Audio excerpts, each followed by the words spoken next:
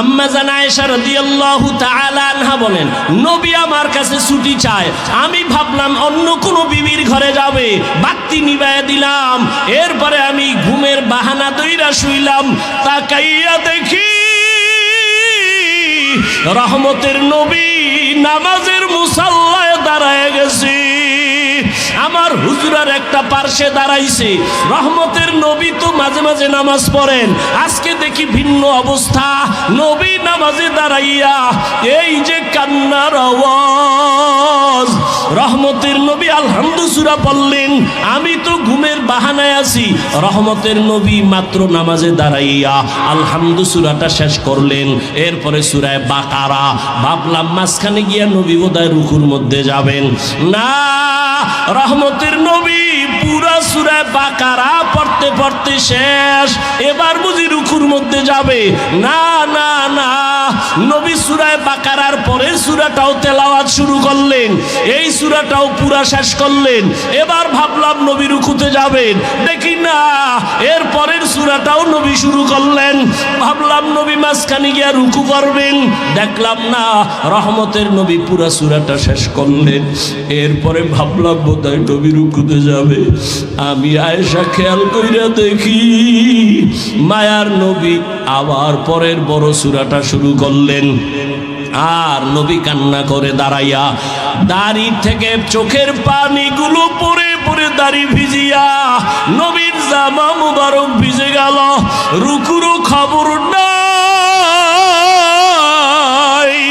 মায়ার নবী দীর্ঘ রাত এক রাকাতে দাঁড়ানো। এই পরিমাণ আমি আয়েশা কোনদিন নবীরে দেখি না এত কষ্টে দাঁড়াইয়া। নবীর পা মুবারক ফুলিয়া যাইতেছে, এমন এক অবস্থা। দীর্ঘ সময় অতিবাহিত হওয়ার পরে মায়ার নবী এবার রুকুর মধ্যে গেলেন। রুকুর থেকে নবী আর উঠে না, উঠে না, উঠে না। মায়ার নবীর কান্নার আওয়াজ। মায়ার নবী শুধু কান্না আর কান্না আর কান্না। দীর্ঘ টাইম রুকুর মধ্যে চলে যাওয়ার পরে রহমতের নবী রুকুর থেকে অনেক সময় অতিবাহিত করার পরে নবী রুকুর থেকে সোজা হইলেন। মায়ার নবী রুকুর থেকে সোজা হইয়া দাঁড়াইয়া এরপরে আবার কান্না। দীর্ঘ টাইম আবার দাঁড়াইলেন। এরপরে রহমতের নবী সেজদার দিকে রওনা দিলেন। রহমতের নবী মাত্র প্রথম রাকাতের প্রথম সিজদা, সিজদায় গিয়া আবার কান্নার আওয়াজ। এই পরিমাণ কান্না, নবী আর মাথা উঁচু করেন না। প্রথম রাকাতের প্রথম সিজদা, এমন কান্না কান্না। আমি আয়েশা জীবনে নবীর এমন হালাত দেখি নাই। মনে হয় যেন নবী বেহুশ, নবী বোধহয় বেহুশ হয়ে যাবে। প্রথম রাকাতের সেজদা, এখনো দ্বিতীয় সেজদা নবী দেন নাই। এমন টাইমে ঘরের বাইরে আওয়াজ, বেলাল আইসা ডাকতেছে। ডাক দিয়া কয়, ইয়া রাসূলুল্লাহ, ফজরের সময় অনেক নিকটবর্তী হয়ে গেল। নবী তাড়াতাড়ি আপনি প্রস্তুতি হন, ফজরের সময় চলে আসছে। রহমতের নবী এইবার রেডি হয়ে যান। আম্মা জান আয়েশা রাদিয়াল্লাহু আনহা বলেন, বেলাল আইসা ফজরের অক্ত অল্প বাকি আছে, এখনো নবী প্রথম রাকাতে প্রথম সিজদায় পড়ে কাঁদতেছেন। এদিকে ফজরের সময় ঘনিয়ে গেল। এরে নবীর উম্মতের দল, মায়ার নবী এই পরিমাণ কান্না কাঁদলেন।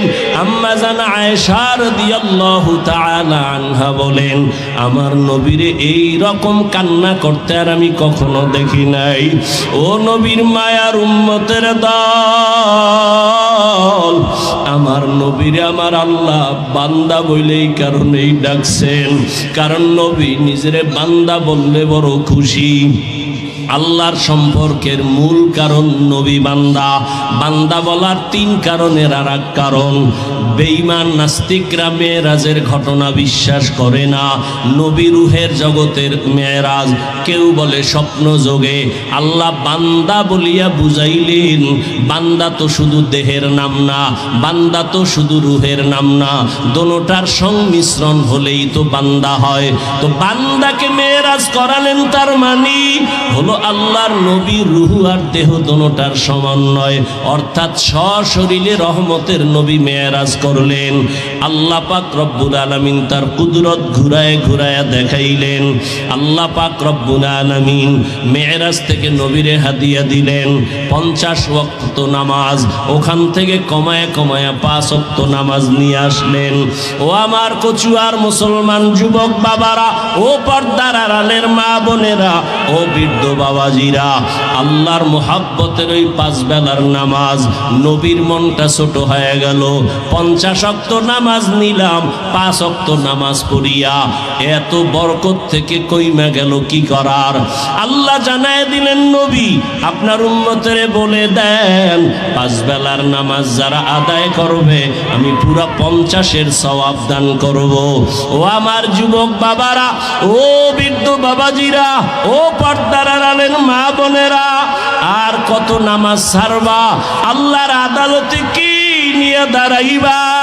জীবন তোমার শেষের দিকে, চোখের সামনে কত যুবকের লাশ আর লাশ, ঘুমের বিছানায়, গাড়ির নিচে, পানির নিচে যুবকের লাশ, মহামারী করোনায় যুবকের লাশ, ছাত্র জনতার আন্দোলনে যুবকের লাশ। ও বাবা, তুমি স্কুলে পড়ো, কলেজে পড়ো, চাকরি করো, ব্যবসা করো, বাধা নাই। নবীর তরিকা মেনে, মা বাবার দোয়া নিয়া, উলামায়ে কেরামের পরামর্শ নিয়া, শিক্ষকদের দোয়া নিয়া, নবীজির মোহাব্বতে 5 বেলার নামাজ পড়ো। তোমার মতো কত যুবক স্কুল কলেজে পড়ে, চাকরি করে, ব্যবসা করে, RAB, army, police, BDR, doctor, professor, engineer, OC, DC, SP, অভাব নাই, 5 বেলার নামাজ পড়ে।